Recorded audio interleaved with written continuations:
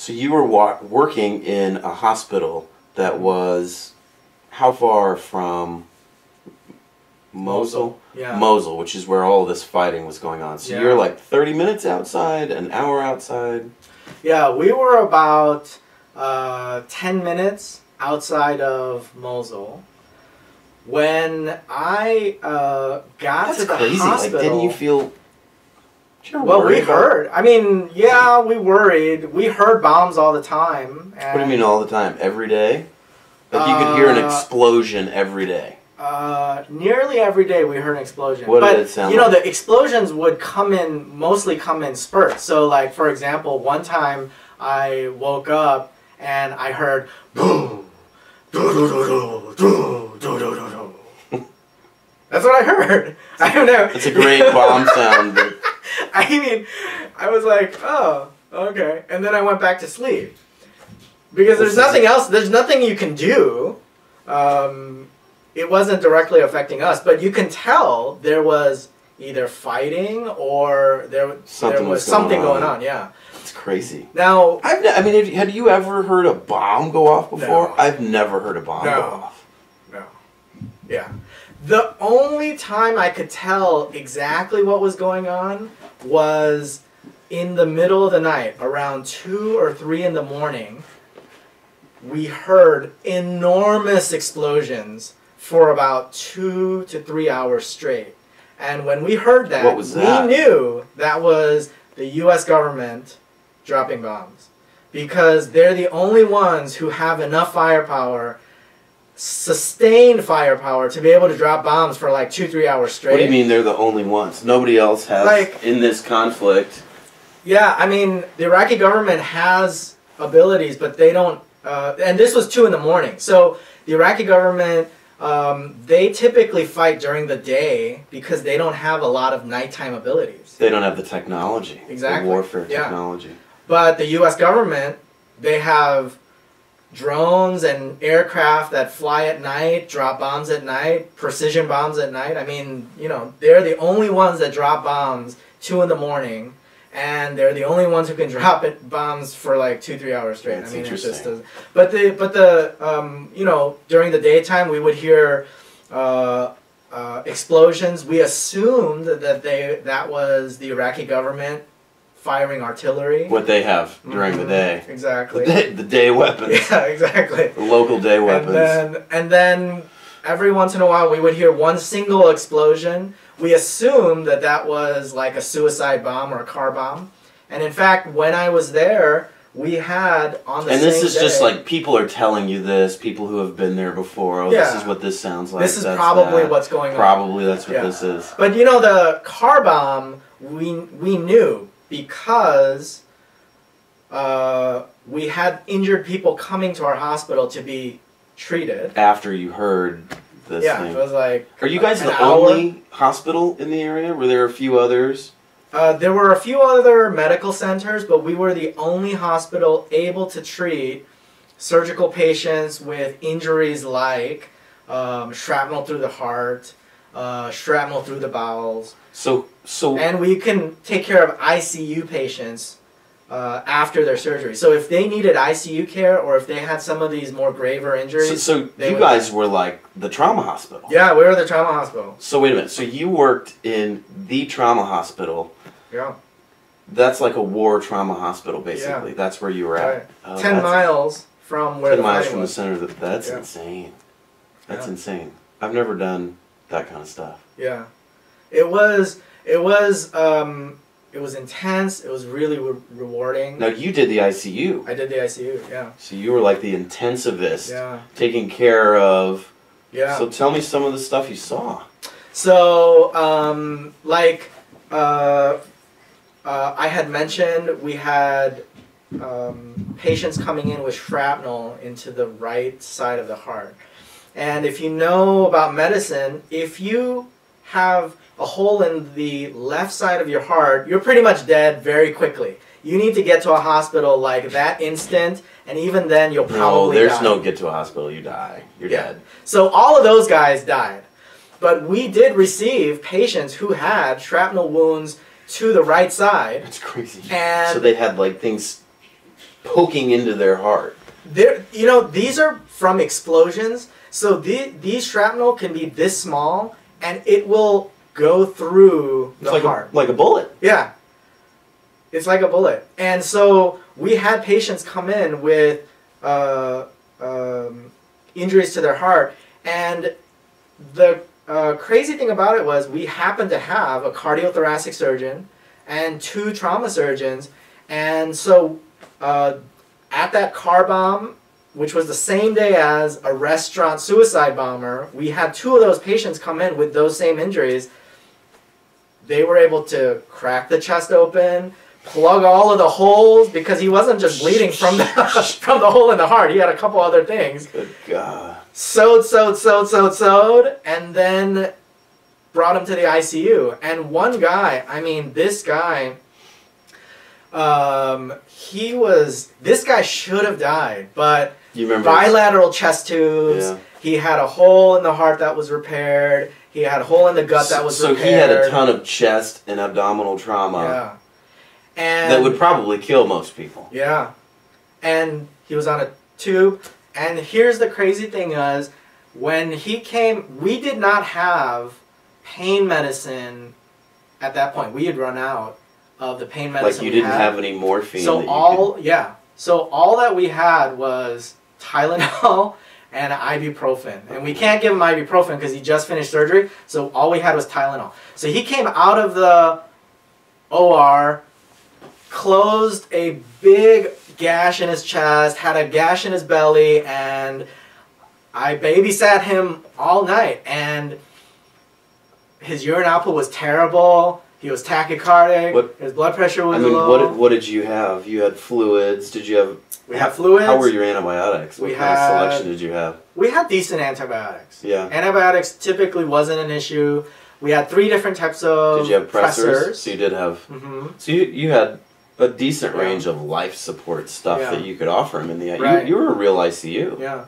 We had central lines. I put in central line, but we didn't have a line. Do you still remember how to do that? Yeah, but you know what? I used an ultrasound.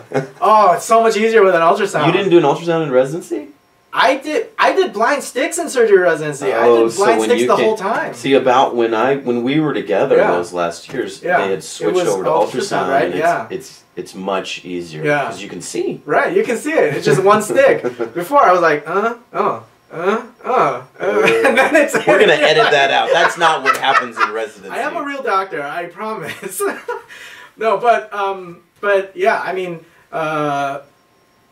he didn't have an A line, so we had to use a cuff to try to figure out where his pressure was. He didn't have wedge pressures or anything like that. Yeah. I mean, he wasn't old. He wasn't young either. He was this sort of like 30, 45. But that's more ICU level stuff than I thought you had. Yeah. I mean, you didn't have everything. Yeah, we didn't have everything, but we had a good amount. That's pretty good. I think you can do pretty well with that. And the guy, I mean, he did great. He lived. He lived. Wow. In fact, I think he was at our hospital a total of like 7 days, and he walked out. He walked out after 7 days of getting his chest cracked and everything. And this is the crazy thing is this. We only have 4 ICU beds, and we have people coming in almost every day. So we have a mandate to get them as stable as possible and get them out. So how many floor beds did you have? We had 50. So you had a lot more room on the, but you did. That makes sense. 12 of those floor beds were set aside for the Iraqi military. They barely used that. We had maybe one guy in there the whole time. I mean, they would rotate, but there wasn't a lot of military casualties, which is what we thought we were going to have. Wait a minute, what was this guy? This is just a civilian. Oh, this is an innocent person. This is just a civilian. 95% of the people who came to our hospital were civilians. We thought we would have the other way around. 95% military, 5% civilians. It was the other way around. 95% of our patients were civilians. And the ICU, it wasn't just an adult ICU. I mean, we had kids. We had kids. Innocent children. Yeah. So one kid was walking to his friend's house with his sister, and ISIS rigged a remote control drone with a mortar. When they saw the kid walking, they dropped a mortar on him.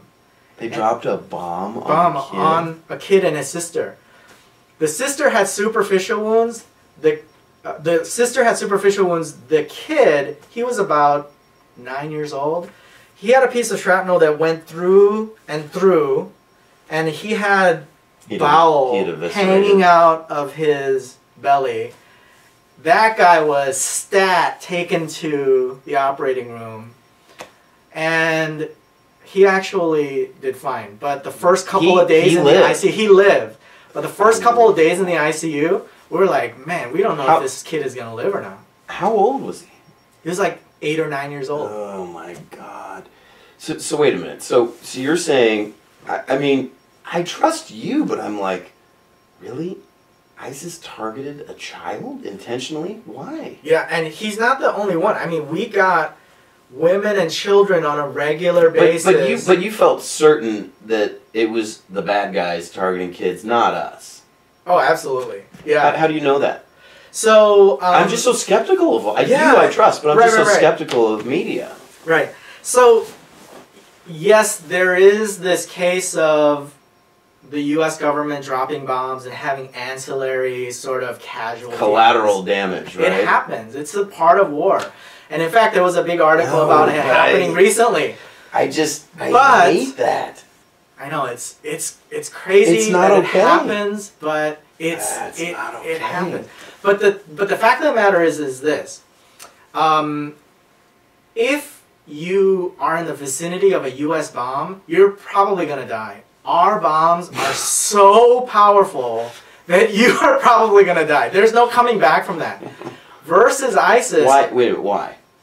Oh, I mean, the amount of explosive, and this is really efficient explosive. So this is just a little bit into the technicalities of like war injuries, right? I want to hear this because you saw or you're aware of this through your experience. Yeah. I don't know this. So when an explosion goes off, there's 3 things that can potentially injure you. The first thing is the shock wave. It is the compressed air that's traveling away from the explosion at supersonic speed. Yeah. If you're close enough to that you get hit by that, you know, in movies like the hero is thrown because of that. Well, usually what happens is with these ordnance bombs that are created specifically for war, the explosive is so efficient that if you're hit by that, it tears your skin off. It almost like shreds your skin, and I'll show you a picture of what that looks like.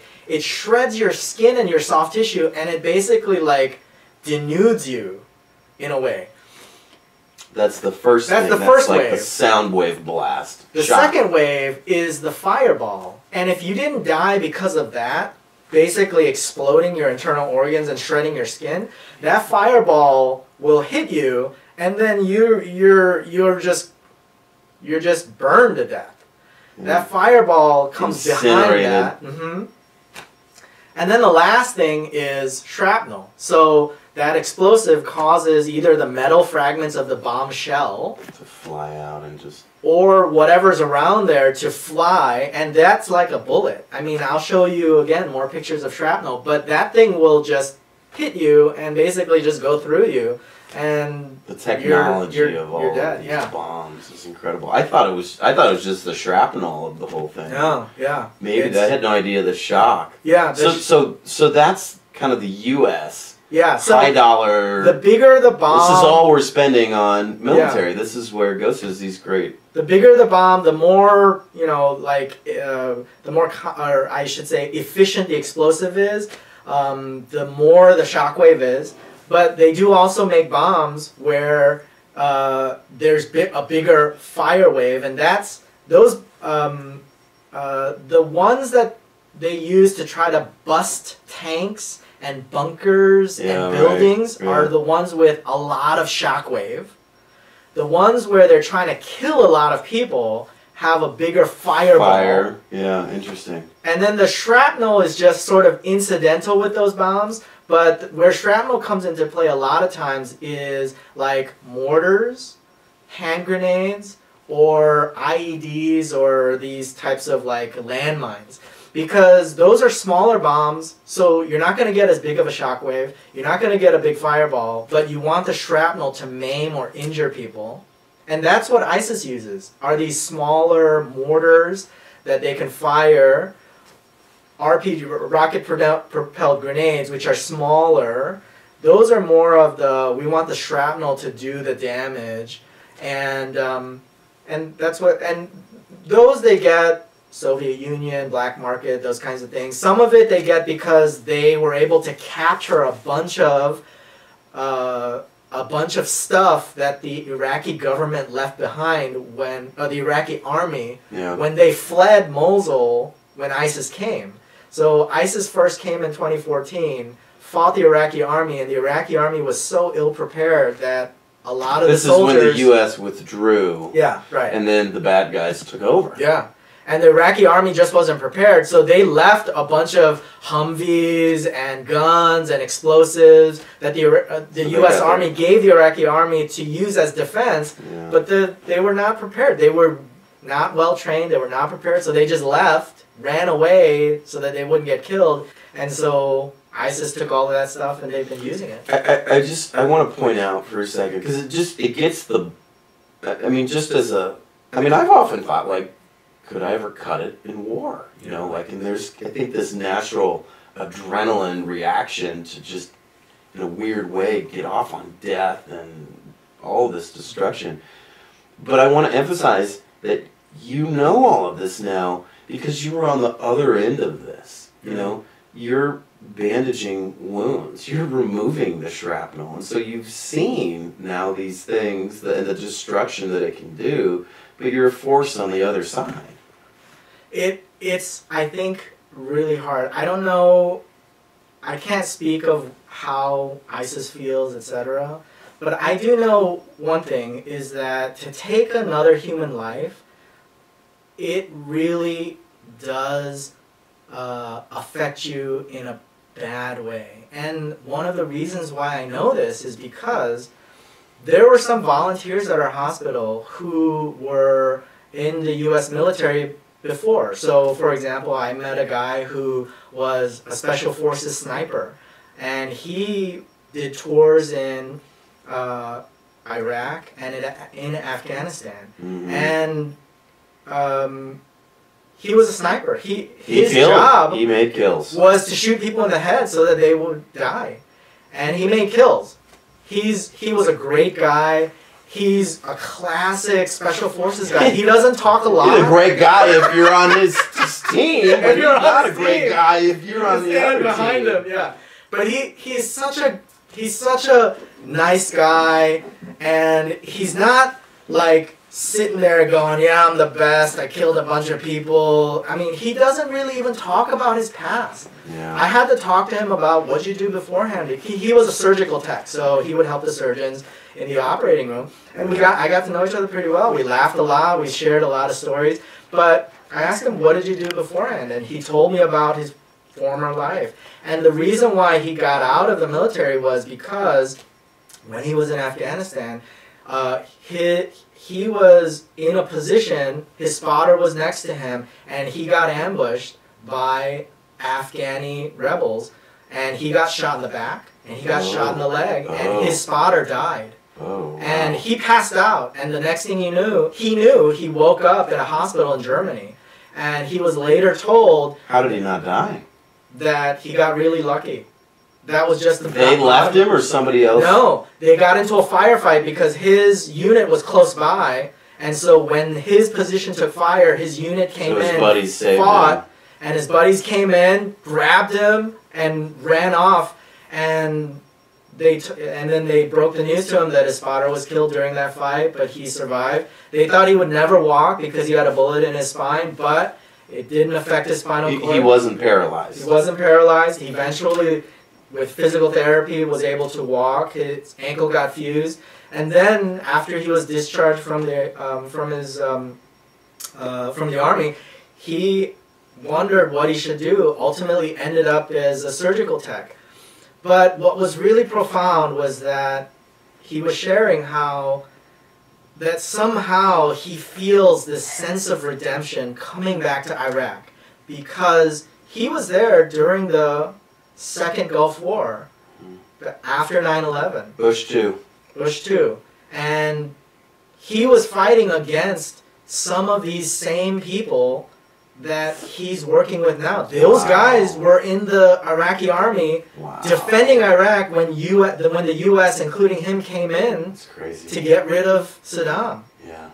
And now for him to come back and to actually meet some of these Iraqi soldiers, to treat them, not only that, to give back to this country where I'm sure he felt some sense of guilt for the lives that he took. Even if it's in this time of war and they're the enemy and he's supposed to be the good guy, it takes a toll, I think, on your soul to take lives. And for him to come back and for him to now give back was redeeming for him.